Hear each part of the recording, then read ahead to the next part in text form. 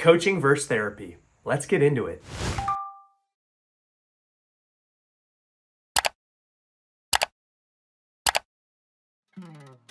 Hey ADHD fam, Coach Ryan here. Welcome back to my channel. So today we, hint hint, are going to be discussing the differences between coaching and therapy. What do they actually do? And when should you be seeking out help from each of them? So if you don't know who I am, hi, I'm ADHD Coach Ryan, and I am the owner and founder of Ryan Mayer Coaching, which specializes in helping other ADHDers just like me to be empowered to live the happy life that they deserve. So it's still very humbling for me to be able to say that I'm a quote unquote expert in the field of coaching, but I can't exactly say the same thing about therapy. Oh, what was that? Caroline? Hi, Ryan. Caroline, I'm so glad you're here. Why don't you introduce yourself? I'm a licensed professional counselor in the state of Pennsylvania. I have been working as the therapist for over 10 years, and I actually also have ADHD, so it's always fun to talk to you about all of this stuff. Well, on that note, let's start talking about some differences between therapy and coaching. Here's how I like to describe coaching. It is essentially bringing in a teammate for a short period of time to help to be your accountability partner to accomplish the things that you want to accomplish, you know you can accomplish, but you just can't seem to get yourself to do the thing. I can help because I have the unique ADHD lens of being able to relate to people with ADHD and to help give them the strategies to build a plan going forward so that eventually the person can do that on their own without my help. My goal is to work myself out of a job because I want to be the guardrails or maybe even the training wheels, if you will, for my clients. So I'm proud to say that just recently I got my advanced certification through the Professional Association of ADHD Coaches. And there are 5 different core competencies that I had to go through to learn and that I'm always providing for my clients. Safety, collaboration, wonder, the ADHD lens, and action. Let me explain a little bit about each one. Safety, that's all about providing a completely 100% judgment-free zone. And because we are in the tree of trust, as I like to say, I am actually bound by the International Coaching Federation Code of Ethics. So anything that I talk about with my clients is going to stay between us. The second aspect is collaboration. I always like to say that teamwork makes the dream work. For me personally, I do much better when I am able to connect with someone else and work through the problems together. The next part is wonder. Rather than just telling my clients, hey, this is what you should do, I ask them, what do you think might work the best? Arguably, the most important component of the coaching is to see through the ADHD lens. So helping them to realize, how does their brain wiring impact this particular situation?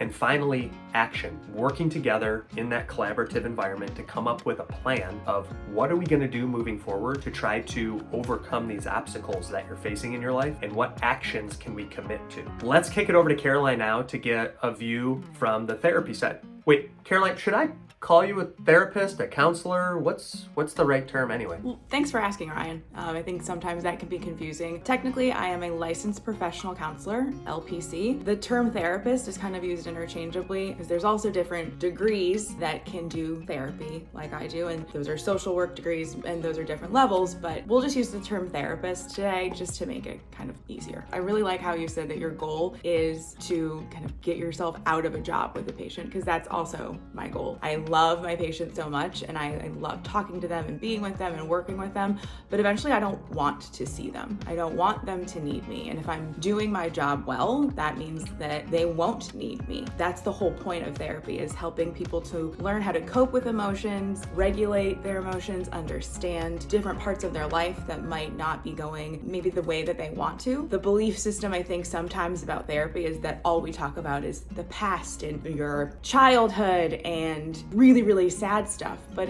in a lot of ways that's just one tiny part of what I do. When we talk about mental illness, that is a term that we do use because as a clinician, I do diagnose. That's a big difference between Ryan and I. So as a clinician, I am paid by insurance companies, what I would call how Ryan earns his money is private pay, and then I am paid by insurance. With that in mind, I have to provide a diagnosis to the insurance companies, then to validate why my patients are seeking counseling and why it is essential that they come. In general, I talk about pretty much everything with patients, a lot about relationships, a lot about communication styles, and honestly, anything that's disrupting their lives in any way that is maybe hindering them from evolving and being the person that they want to be, can be, and deserve to be for themselves and others. Going into, I think, understanding the process of therapy is really important because that kind of takes away the anxiety around therapists. We are not scary. I mean, I'm a very real person, but what I will do is we will do an intake assessment and use different assessment tools like a depression index, an anxiety index, and then just a self-reporting index.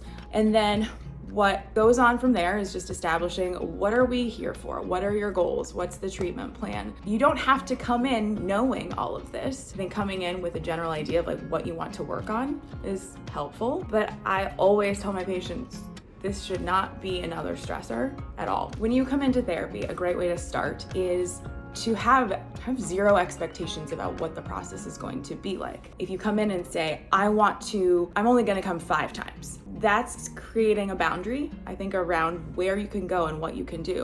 Like we've mentioned earlier though, it doesn't have to be one or the other. Teamwork makes the dream work. We can work together. I mean, what are your thoughts on that, Caroline? Absolutely. Actually, Ryan and I have worked together. The collaborative approach is so beneficial. They have 2 support systems, and when all of us are on the same page with the same goal, it's amazing. Both professions bring different things to the table. Therapists can specialize with that inner work, whereas coaches can help with the external work. To be very honest, I've had a really negative perception of life coaches for a very long time. From the clinician standpoint, all I saw was just people kind of like waking up one day and saying, I'm gonna be a life coach, whereas I literally had to work essentially like 5 years to become licensed and to be doing what I'm doing. There was a stigma I think I associated with life coaching. Honestly, like by working with Ryan and seeing all of what he has done in terms of learning, studying, getting all of these certifications, it really has changed my mind that there's so much benefit to life coaching in congruence with therapy. One thing I think is really important to bring up too is that coaching is still a very young industry. All things considered, we're still figuring out who we are as a profession. There might be more reform or regulation that comes down the road, but for right now, we do our very best to stay within the code of ethics that's put out by credentialing bodies like the International Coach Federation. But again, it's all for the positive outcomes, both clinically and professionally, for the clients that we work for.